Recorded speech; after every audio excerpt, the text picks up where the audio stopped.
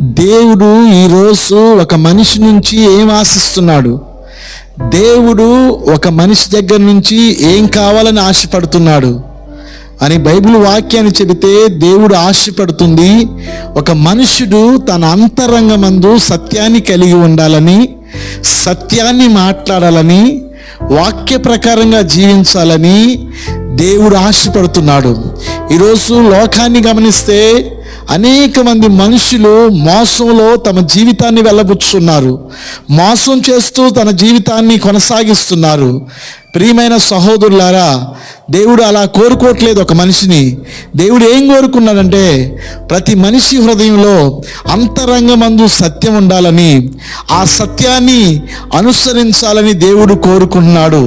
ఈరోజు మనిషి మోసం చేసుకున్నాడు, మోసంలో బ్రతుకుతున్నాడు, మోసంతోనే ఉంటున్నాడు.